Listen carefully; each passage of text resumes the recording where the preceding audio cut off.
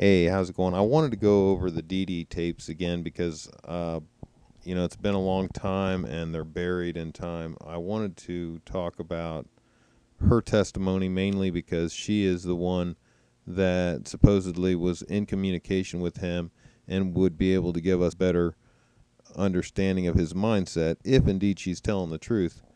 I believe that she does get led quite a bit, and then again, I believe she has some truth in some of her testimony because you can tell when she's speaking whether or not she's telling the truth or whether she is trying to deceive, or maybe not even trying. She doesn't want to deceive, but she's being told that that would be the proper thing to do.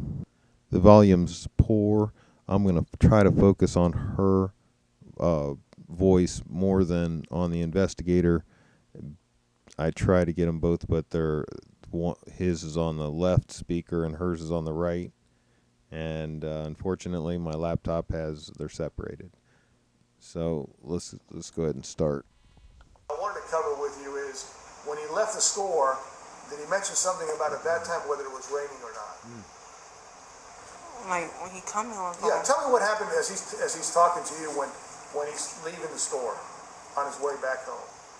When he was leaving the store, he just told me that he about to rain. And it about to rain.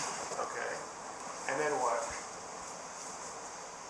He about to rain. He about to. It sounds like in this particular point, she was being led to tell him what happened. So here, he's coming out of the store, and this guy's trying to point out that it's starting to rain, and he wants her to say that. And then immediately she jumps from that to being at the mail depart or the mail spot where they pick up their mail. So that's a big jump. It's a huge distance across. So apparently she doesn't know about the part earlier before that, or somehow or another George sees him at a different point. So we have to figure that out. Here we go. He was like inside the thing. It started raining. It started raining, and did he go somewhere? Yeah, he ran to the mail thing. I'm sorry, what? Like a mail. Like a shed. Like a shed, like a mail area, like a covered area, because it was raining. Yeah. So did he tell you he was already inside, like the gated place? Yeah, he ran in there. Okay. That's when the phone hung up. Okay. Then the phone hung up, and I called him back again. Okay. And then what happened? What did he tell you? He under the shade. Okay. The mail area. Right. Okay. So now she didn't notice any part, or she wasn't able to talk about any of the part that came before going in there. And according to my map video, by the time he gets under that cover, he's already been around George's car. At least that's the way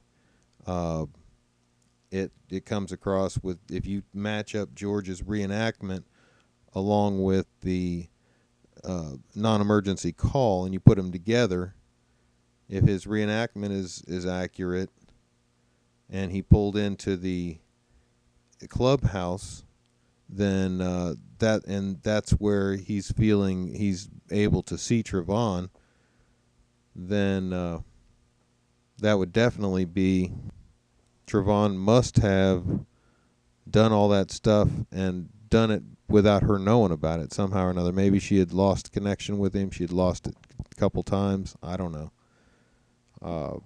Maybe George had remembered it differently, and he had pulled over there to the in the grassy area by the sidewalk, and that's where Trevon had come around him. Maybe that's the point where Trevon came around him, and that's what a lot of people are saying. That's why his reenactment says that he was circled there. How could he be circled there if he had just pulled into that parking space? So either, maybe he had just pulled in and he was there just for a very short moment and he got out of there. I don't know. I can't really figure that out. But here we are, and Dee Dee's only going to tell us about what happened from the point that he gets out from under that cover, because that's the only thing that she knows about, apparently, because she's led us from him leaving the store to instantly being over here, and that's a long distance. I should pull that up here on the map. You can take a look. Where is it? There you go. Here's this is it right here, the store. So he'd get out and walk this way up this road. He might cut through here because that looks like it's just grassy. It looks like a lot of people do. I would cut through and go down. Well, let's see. He cut through here. So if he cut in, let's see. Yeah, this is the neighborhood. Here you go. So if he cut down here, and George saw him here, at least this is what George tells us. Remember, this is his story, is that Trevon's here. Now, if that's true, Trevon was up to no good, because if he was going to be going this way, he should have cut through here. That would have been the quicker way. Certainly not coming down behind these houses over here. There should have been no reason for him to be here. But I'm not going there. That's not the point. She sees him here.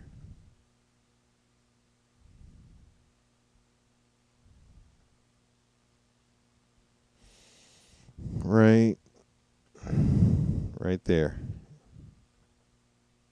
So that's the location that we're able to talk about from the point that she last sees him.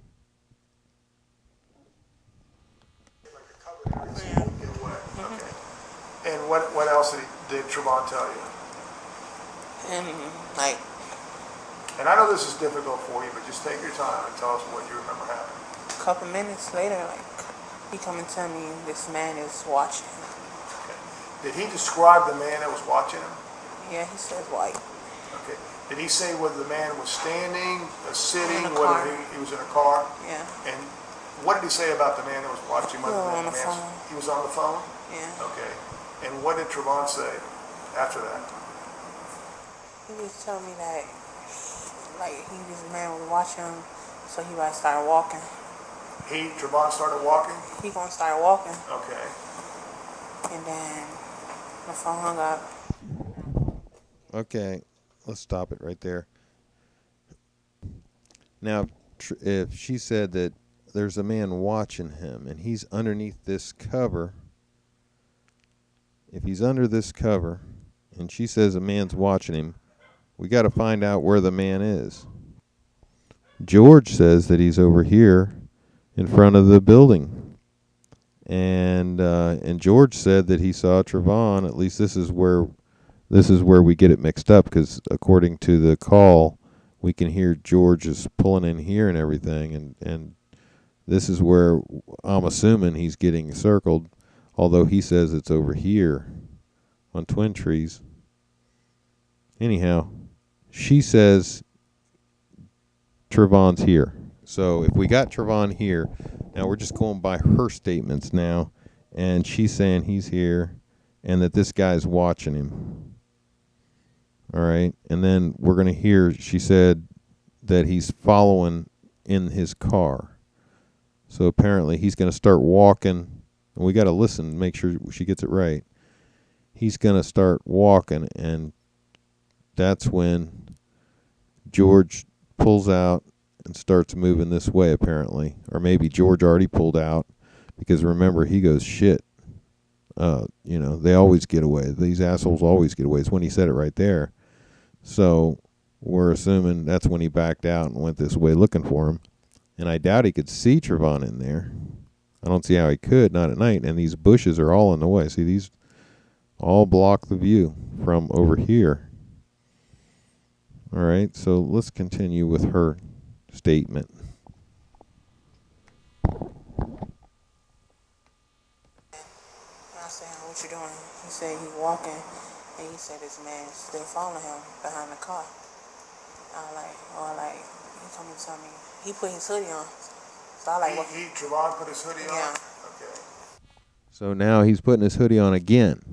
So, he had his hoodie on at the store, and then he got her to say that he put his hoodie on, he put his hoodie on as he was going out of the store, so it made it sound like he didn't normally do that.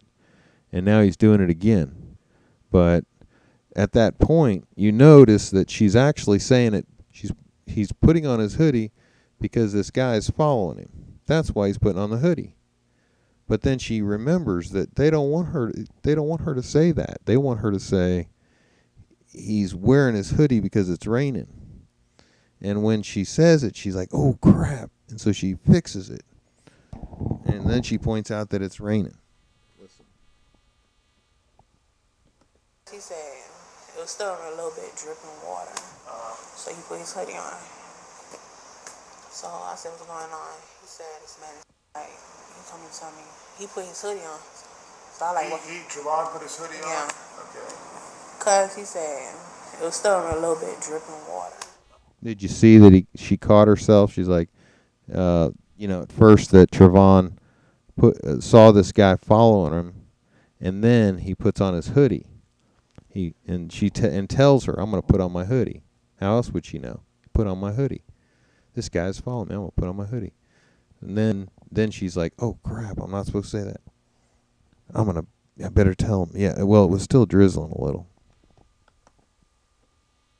He told me to tell me, he put his hoodie on. So I like, what? Trevon put his hoodie on? Yeah. Okay. Because he said it was still a little bit dripping water. So he put his hoodie on. So I said, what's going on? He said this man is still watching him, like on the car. So he about to run from the back. So the first time he sees the guy watching him, and she's like, what's he doing? He's on the phone. So he's watching and he's on the phone. Well, we know that in George's statement that George said that he's on the phone and he pulled in, right? And he's talking to the dispatch, and he starts describing Trevon as Trevon's walking up to him. And he says, now he's just standing here staring at me. So that has to be here, because remember, he said that the call gets through just as he's pulling in here. And then within 30 seconds, he's describing Trevon, and then saying that he's standing here looking at me. Run to his dad's house. Go to what? Run to his dad's house. To his dad's house. Yeah. Okay. So he said he about to run from the back because it's more easier. He said. So next time he just run, and I can hear that the wind blowing. So you could tell he was running yeah. at that time. Okay. And then what happened? And then he said he lost him. He lost the man? Yeah. So was Trevon at that time? You could tell he was like out of breath, like excited, Yeah. like okay. So she said he's out of breath. So let's look at the map.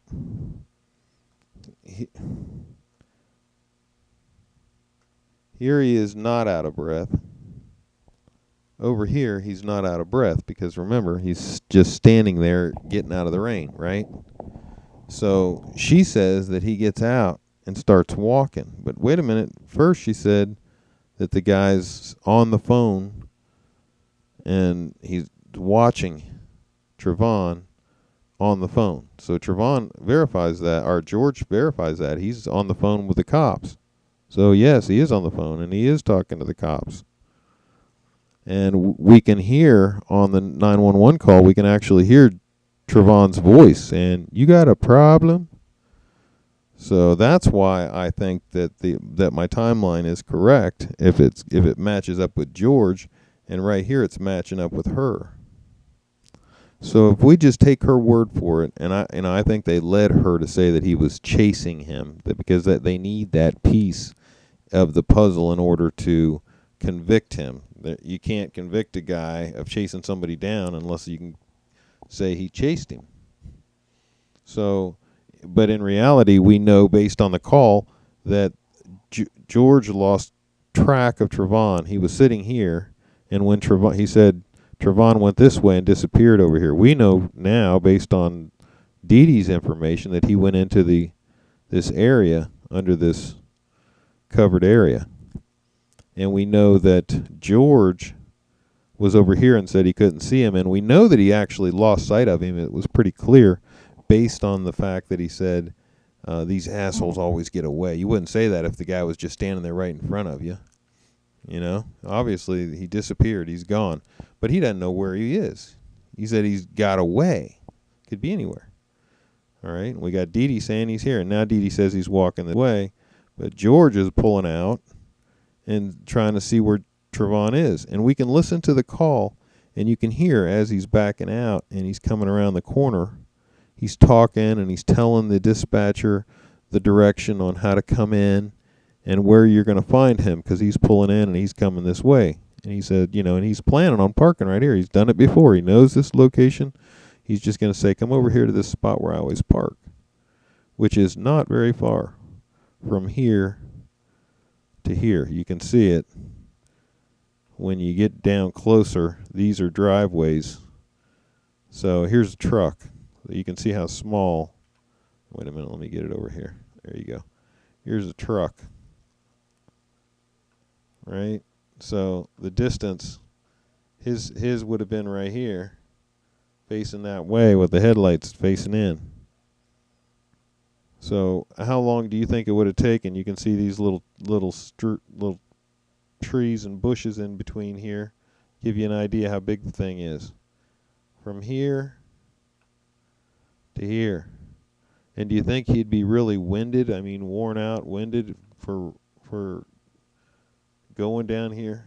So either way, even if George was behind him, there wouldn't be an issue with that. He's, you know, monitoring this guy's movements. It's fine. I mean, we know that when he was parked here, the dispatcher told him to let us know if he does anything else. And if you say, let us know if he does anything else, that's a statement that suggests that you want us to know what his next movement is. And his next, and his next. So George comes over here, and when he gets over here, Trevon takes off, and we know that because George tells us about it. So if for some reason George got that mixed up, or maybe he got it mixed up, and actually the time that that Trevon came and circled him over here would have worked if George actually, that was the first time he saw him. Like if he come around this corner and first saw him here, and then Trevon came over and menaced him then, you know, that would work. Like if George's story was, you know, I come around this corner and I saw this guy and he looked suspicious, and I pulled over here and I parked over here, and while I was sitting here in my car, this guy came over and circled me. But then the rest of the tape wouldn't match up, because remember, that all happened over here. Then he comes around. All this time passes. He's telling him how to come in. And that gives Trevon the time to get over here. All that happens. He pulls in here. And just at that time, Trevon bolts. Or Trevon was hauling ass at the time that, because that's what she said. She's telling us that he runs out of here and he's hauling through here. Right? Let's listen to her a little more, because that's going to be important. Take your time. I know it's difficult for you. He lost him. He was breathing hard. And by the time voice kind of changed. Who, Trevon? Yeah. Okay. What do you mean by that, his voice Like, changed? I know he was fear. I'm sorry. I know he was scared. How could, I know when you're trying to tell me, but if you could describe to me how you could tell he was scared. Voice was getting kind of low, a little bit low. So you can tell he was emotional, like somebody who's like in fear? Yeah. Okay, He he said was he breathing lost hard? him. Okay. He said he lost him, breathing hard, you know. And I'm like, what's going on? So he said he lost him again a couple. So because because because he was talking low, that's a sign that he was scared. You know, this is a big boy who is afraid in front of his girlfriend. Just these are the kind of inconsistencies that don't add up. And how would she know that he was scared based on the fact that he was whispering? Like, remember, it's really dark, really dark. He's wearing a dark hoodie, and he's trying to avoid a guy that's on the phone in a gated community. The guy is in a nice SUV driving around in a gated community on the phone. What would you think that is? Most people would think, well, that's probably the security for the neighborhood. I should probably, say hi to him, maybe wave at him. Hello. Take off my hoodie so he can see me and smile. I don't know. Let's listen. Daddy house. Okay, let me make sure that I understand that. He's saying he's right by his ass, meaning the guy is right by Trevon? No, he said he lost the guy, Okay, and then he ran from the back. right, He said he lost him. okay. He started walking back again, and I told him to keep running. So Trevon said he started walking because he thought he had lost the guy? Yeah. Okay, I said keep running. okay. He said he ain't gonna run because he said he right. That's weird. Was Trevon at that time, you could tell he was like out of breath, like excited? Yeah. Like, right, Yeah. like, okay. And then Take your time, I know this is difficult for you. he said he lost him. He was breathing hard. And by the time his voice kind of changed. So she said he lost him. He was breathing hard, and then his voice changed. So now she's trying to, because they want her to say that he was afraid. So this low voice thing is part of what she's trying to get at, and that's what they were trying to get at. Who, Trevon? Yeah. Okay. What do you mean by that, his voice Like, changed? I know he was scared. I'm sorry. I know he was scared. How could, and I know what you're trying to tell me, but if you could describe to me how you could tell he was scared. Voice was getting kind of low, a little bit low. So you And can he tell he was breathing emotional, hard. like somebody who's like in fear? Yeah. Okay, he He was said he breathing lost hard? him. He Okay. said he lost him, breathing hard, Now, why would he be afraid if he lost him? He said, I lost him, and he's breathing. I lost him. I lost him.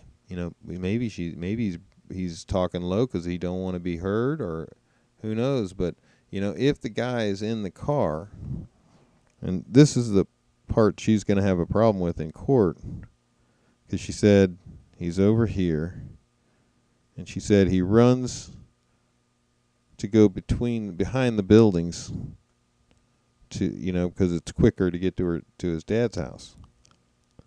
So we got George coming out of here, and we know George is getting out of his car. At the time he's getting out of his car, we can hear his doorbell ringing, the noise of the door, and he's telling the dispatcher which direction to find Trevon. So the cops would know if you're coming in, make sure you go towards the back entrance because that's where he's going to be. That's where Trevon's headed anyway right now. So he gets out of his car at that time, so we know that distance. George gets out and starts moving over here, and he says that he continues over here.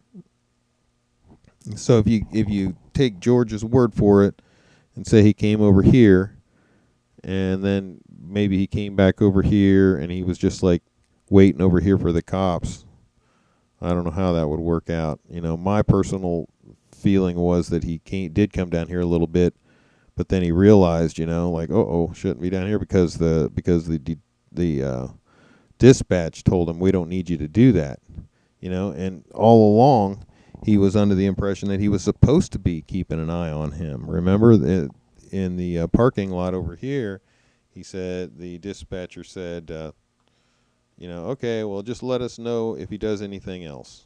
He said that he was sitting here. He's like, okay. So that was his license to monitor Trevon. Or otherwise, he probably would have stayed right there and waited for the cops. But when he said, okay, let us know. So that's when he followed over here. Now he's over here. Followed him over here. Or he comes over here looking because he disappeared in this direction. And Trevon whizzes by him.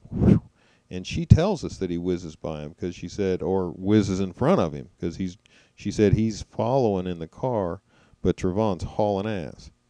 And if he's in the car, if he's hauling ass on foot, he's going between the buildings. He's not going to stay on the road where the car is. I know one guy said, he probably went down this road, or no, he didn't. He went this way. That's what she meant, is he went behind the buildings to get in here. This is the T. This is where it all happened. This is where you got punched.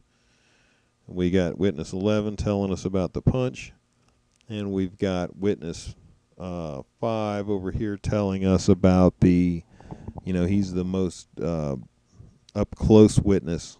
He saw it right up close with Trevon on top and George on the bottom. And his original statement was George was getting manhandled MMA style.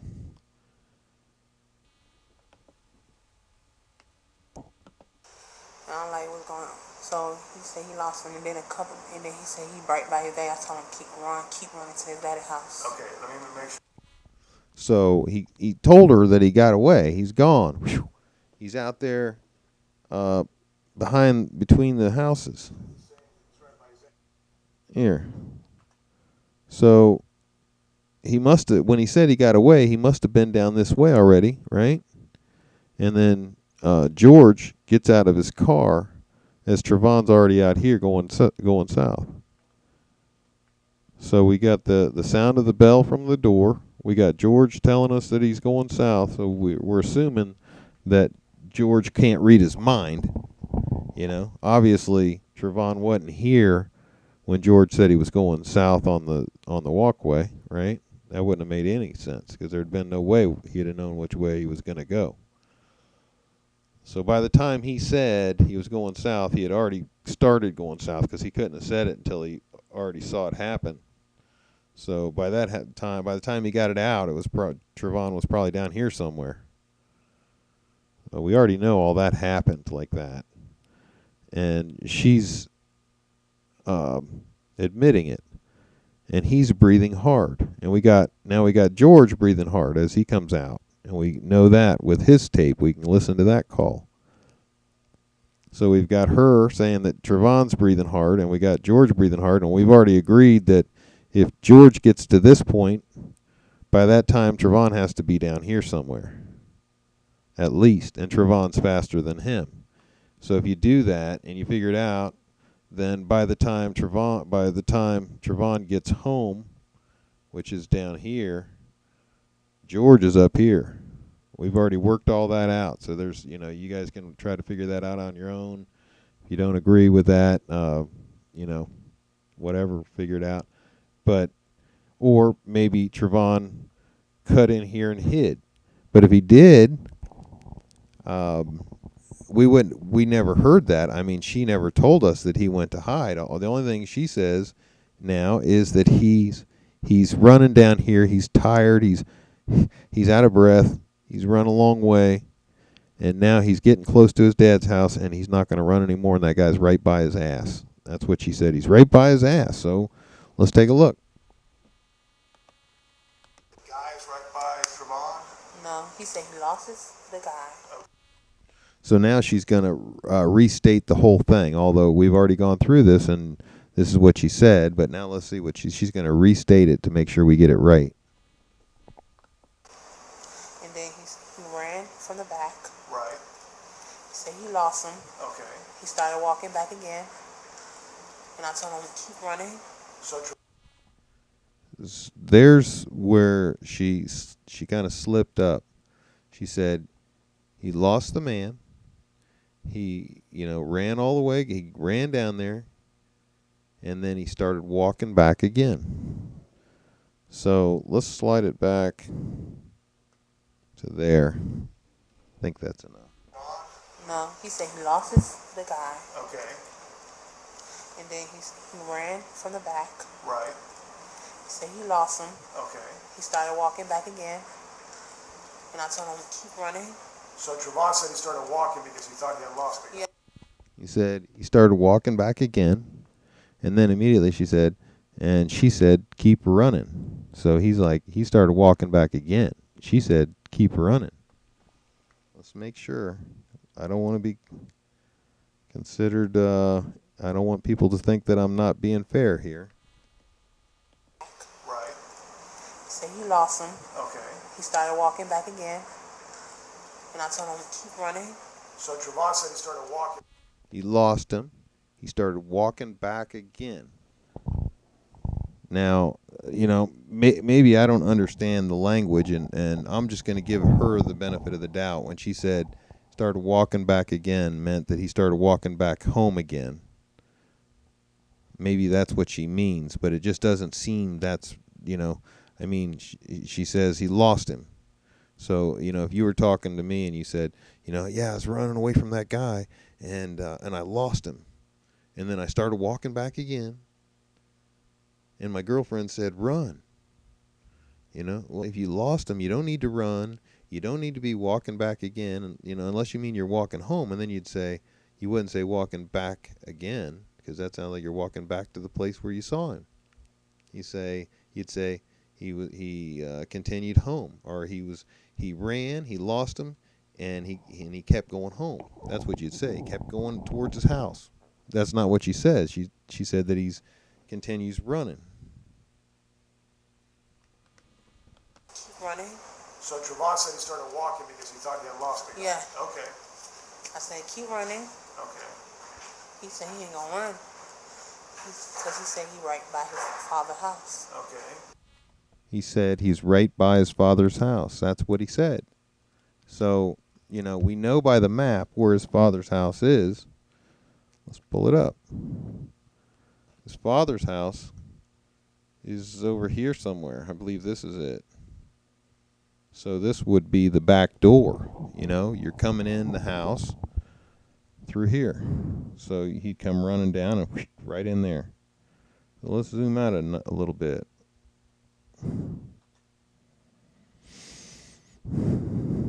Okay, now you can see. There's the house. So she said he's running. He ran between the houses because it's quicker. He's running. He lost him. What she said. Lost him. And this is an updated version. And now he's getting close to his house. And he's tired and he's not going to run anymore. So he's run from here down to here and then down to here. And he's tired. And he's breathing hard, and she can really hear him breathing hard. And now she's going to tell us that she hears the old man, the 28-year-old man. And he's going to be breathing hard too. So, we know he's up here. So if he's up here, and we just heard him on the phone, 30 seconds to a minute before the actual encounter, before the original encounter, maybe a minute and a half. I don't know exactly what that time is. Some other people might be able to tell me better. But it's just very shortly after he gets off the phone, and all of a sudden he's running. But she doesn't talk about that, about him showing up. And the only thing we know right now, according to her testimony, is Trevon's down here, because he went behind the houses. He's really tired, and he's real close to his dad's house, and he's not going to run anymore. He's just walking because he's tired. So you can picture it. He's walking. He's tired. He's down here. Now, we know George gave up the chase. Even if he ran down here, which, fits my time scale, and it may or may not be true. He may have run over here and run back over here, and he's trying to figure out what to do. Or maybe, because I know he ran for a little bit. It seemed to me that it was more than just this little bit. And other things happen in a little bit of a time frame that wouldn't fit exactly what he was with his memory. And, you know, when you go through a traumatic experience like that, you can't expect to be exactly right. And so, you know, if he did come down here and forget it, oh well, we'll forgive him. I know a jury will certainly forgive him if they know that he got his head bashed on that sidewalk right there. I mean, that's not a soft sidewalk. It's not very soft. I know it's not. All those concrete sidewalks are hard. So, and in a couple of minutes, he said the man followed him again, behind him. I say, run.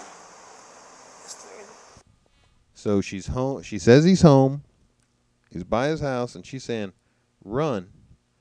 So obviously, you know, he must have come all the way down here. He's by his house.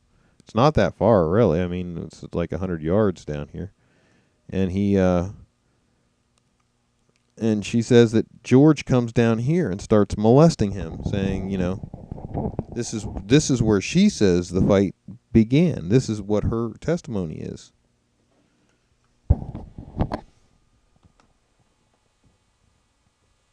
He not gonna run, cause I couldn't know he not gonna run, cause he out of breath. And then he come and say this guy getting close to him. I told him run. And then I told him keep running. He not gonna run. And then I told him, why you not running? He said, I'm not gonna run, cause he tired. God, I know he tired. I'm sorry, Trevon said he's not running because he's not going to run. He said because you could tell he was tired? Yeah. Well, how could you tell he was tired? He was breathing hard. Okay, real hard? Real hard. Okay. Could you, and you may not have been able to, could you hear whether it was raining at that time or not? It was not raining. Okay. It was not All right. raining. Okay. And when you're telling him run, are you yelling at him or? I'm not yelling at him. I don't mean yelling, I mean, but we like being shouting emphatic, like shouting at him? Okay. Yeah. Okay. So there's another example of him leading her. He wants to say, he's trying to get her to say that she was emphatic about it, you know, really serious, like run, run, run, you know, but he wasn't. She wasn't really. And he's trying to get her to say that. And when he says the wrong word for her, because when he says it to her, the word means like yelling at him, like he's a bad boy, you know. Oh no, I wasn't yelling at him. No, what he's trying to get you to say is that you were being emphatic, that you were yelling to get his attention, like go, go, that kind of yell, you know. But she's like, oh no, I wouldn't yell at him, you know, because she didn't really. But at that moment she remembered, oh yeah, I'm supposed to say, I forgot, man, dang it. Then what happened? And then he told me this guy was getting close. And he told me the guy was getting real close to him. So that's just the funniest way to say something. The guy's getting close, getting real close to him. And on my other video, I replayed that several times, and I thought it was really funny, and it comes across as definitely as a lie. Because at that point, remember, this is absolutely necessary for any little tiny bit of this case to go forward. She has to state that Trevon was approached by George, and so that's what she's doing here, and that's why she's lying. And you can tell when she goes, he's getting real close. I'll put it back a couple here.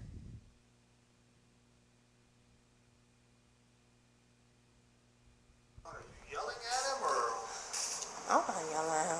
I don't mean yelling, I mean, but we like being shouting emphatic, at him. like shouting at him? Okay. Yeah. Okay. Then what happened? And then he told me this guy was getting close. And he told me the guy was getting real close to him. Next thing I hear, why you following me for? Okay. So if George is coming at him and he's not running, and he's just walking, then and he says George is getting close to him, then they would be down there by his house by now. This is where we would be, right?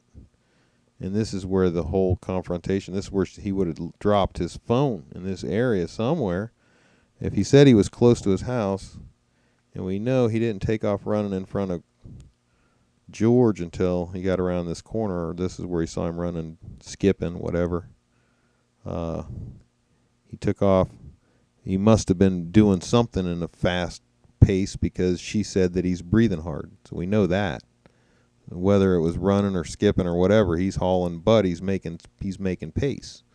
I mean, a kid like that with those long legs and that spring, I can guarantee somebody like that could outrun Pudgy George. You think? No offense, George, but, there is no way that, this 200-plus pound short guy, more like a roly-poly ball, than he's going to be able to catch this long, slick guy. I mean, there's no doubt about it. Just look at the builds. Stand them up together. I wish I had the ability to stand them up together and show the difference. Understand this. So Trevon tells you the guy's getting closer to him. Yeah. And then you hear Trevon saying something. Yeah. Like, and what do you hear Trevon saying? Why you following me?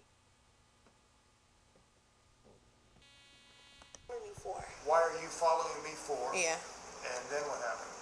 I hear this man, this like an old man. Okay. Say, what are you doing around here? Okay. So you definitely could tell another voice that was not Trevon. Yeah. And you heard this other voice say what? Yeah. What are you doing around here? What are you doing?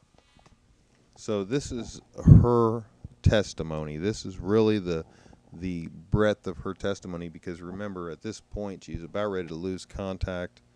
So she, whatever she says from this point on, really, might be she's going to remember some things. I'm probably going to cut this off here, and then we'll talk about the rest of the video later because it's so long. But this is right here is where we get to the point where she kind of tells the whole story, and now we're at the point where Trevon is going to lose his phone, and she won't be able to get back to him. And it's kind of interesting, at that point she won't be calling 911, and she won't be telling her mom or her dad. She won't be calling Trevon's parents to let them know that there's an issue. So that's just all interesting. But let's just finish this up here, this little section. Okay. And I called Trevon. Trevon, what's going on? What's going on? This is you saying Yeah. that. Okay. Then I'm calling him. He didn't Right. answer. No answer from Trevon. Yeah. It's there. I hear his son like bump. You can hear that Trevon bump. Somebody bump Trevon. Cause I can hear the grass. Okay, so you could hear there was something going on, Yeah. like something hitting. So she can hear scuffle, and this guy's trying to, make it a little more than it really is. She says she hears a bump, and then she hears it hit the grass. So that's what she can hear, but he's trying to make it sound like somebody's trying to fight with Trevon. Yeah. Okay. You can hear. I can hear the grass thing. Out of the, I Yeah. guess out of his, Yeah. out of the, okay. And then what happened? And then I was still screaming. I was saying Trevon, scream on. And there was no response? Yeah. And then next thing the phone just shut off. The phone shut off? It just shut Okay. off. Okay. Did you hear any kind of screamings like help me or anything like that? No. Okay. Did you hear any kind of shot? No. Okay. When the phone shut off, did you try calling back? I called him back like 3 Okay. or 2 times. Did you ever get any response? No, and texting. Okay. So the last thing you heard was some kind of noise, like something Yeah. hitting somebody? Yeah. Okay. And when you heard that, You think maybe that was the noise that was made when Trevon punched George? Because she didn't hear Trevon going, crying out or seeking any help or anything. But here, if you just listen to this little part here that's coming up. She's going to tell us a little more because this detective hasn't finished, although she has. She's told us, she's pretty much done with the story. She's led us through the process and where we are now, and we're all done with the whole thing. She's lost contact with him, but this guy needs more, and you're going to see. Somebody. Did you hear the man say anything, or did you hear Trevon say anything? I can hear a little bit. Okay, what could you hear? So now he wants to know if she could hear anything, any statements or anything. Well, if she could hear anything, and it was real and it wasn't contrived, she would have said so. She would have said, "Oh yeah, and then I heard Trevon say this, or I heard the old man say that," But that's not what's happening. She's all done. He's leading her down this path now. I could have just hear like it's like the headphone, cause the headphone he might got off, but. So she said she could hear like the headphone or something like that, and she just kind of says the word "get off." You can just barely hear it. You got to really listen. Get off, because this is under oath, and this is where whenever she lies, it's tearing her up. You can tell she doesn't want to be lying. It's really, really cutting into her. But these people, like Crump, are telling her that you're doing a great service to your community and to people, of your color, if you can just help us get this guy convicted, even though he, may or may not be right. It is definitely a rallying point to bring the community back together. And if it means that George should suffer in some way, it's worth it, because look at how much power it brings to the community that people can come together and great big protests. Even if they're right or wrong, it doesn't matter. That's not the point. It's the point that they can bring such a massive crowd out. They can't get a crowd out otherwise. They would rather watch TV. He might got off, but I could still hear a little bit. Did you hear the man? Just hear like it's like the headphone, cause the headphone he might got off, but I could still hear a little bit like. Okay, what could you hear? Like a little get off, some stuff. You heard get off? Like little get off. Now Okay, call it like. Could you tell who was saying that? I couldn't know Trayvon. I'm sorry. I couldn't hear Trayvon. Okay, let me make sure I understand. You could hear it was Trevon saying. Okay, what could you hear? Now this is where it really gets, we were already done. We were all done here, and now she's saying this stuff, and it's really more incriminating against her than it is anybody else at this point. And you're gonna see that she's definitely being deceptive, and I'm gonna play it back a little bit because this is important. This is an important part.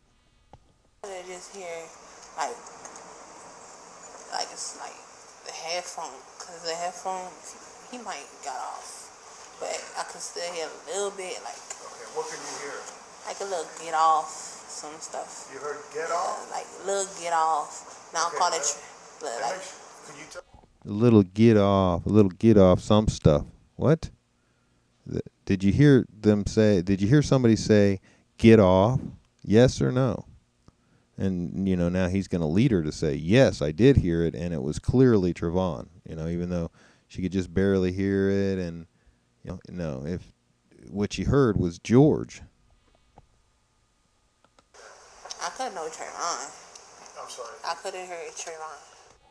So what was that? She said, I couldn't. The guy was asking him, the person that was saying get off, was that Trevon? And she said, I couldn't know if that was Trevon. And he goes, huh? And she said, I couldn't tell. Or listen to it again. I don't want to go back too far. I couldn't know Trayvon. I'm sorry. I couldn't hear Trayvon. like, look, get off. Now I'm Okay, calling, and like, could you tell? I'm sorry. I couldn't hear it, Trayvon. Trayvon. Okay, Like, could you tell who was saying that? I couldn't know Trayvon.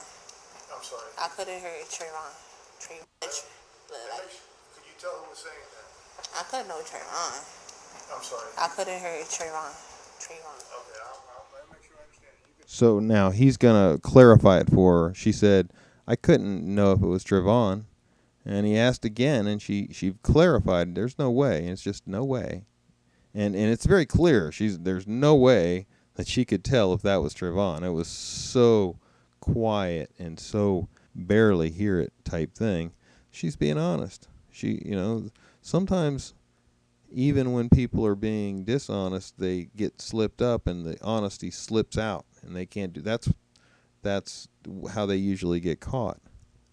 So at this point, she's caught. She said, can't hear it's Trevon. But it's not really her fault, because if you listen to the detective, he's the one that's leading her.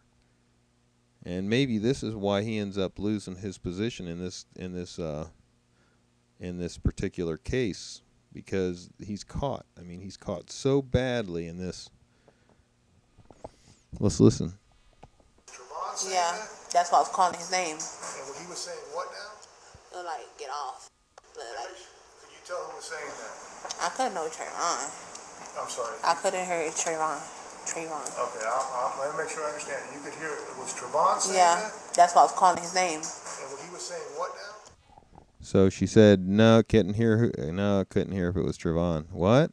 Couldn't hear it was Trevon. Now, let me get this straight. You could hear it was Trevon? Because guess what? That's part of the story.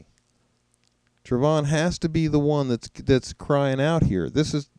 It has to be. She has to tell us right now that Trevon is the one. Trevon's the dude. He's the one. He's like, get off. Get off of me, you big bully. Like, get off. Get off? Yeah. Is that clear that you were hearing that, or you think you heard that? Yeah, I can hear it a little bit. Get off, get off. Then the phone just hung up. Okay.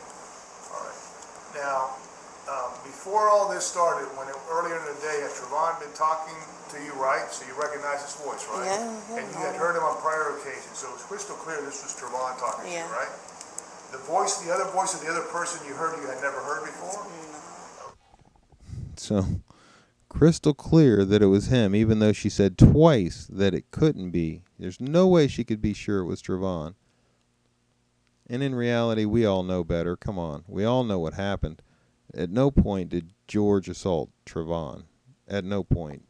George is mild-mannered, mellow, and quiet. We know that he's come across these guys before, and in every case he stays away from them. He just keeps an eye on him. And the fact that it was so dark is probably why he got taken off guard. I mean, it was pitch dark out there that night. People said they couldn't see a thing. In fact, people were mistaking the color orange for white, because when it's that dark, all you can tell is the difference between light and dark. You don't really, that's why bright colors come across as white or a lighter gray, and dark colors come across as black or dark gray. That's just the way it turns out in those dark situations. Okay. Could you tell it was a man versus a woman? The other voice? Thought it was a man. You thought it was a man? It is a man because it's got a deep voice. Okay. And could you tell the man whether his voice was real loud, screaming at Trevon, or was it just a normal conversation like you and I are having? When you said Trevon said, "Why do you follow me?" or something, whatever, and the guy replied something, "What are you doing here?" Was it a normal conversation, or can you tell the man was like loud? Kind of angry. Angry? Yeah. Why do you say kind of angry? He said like so deep.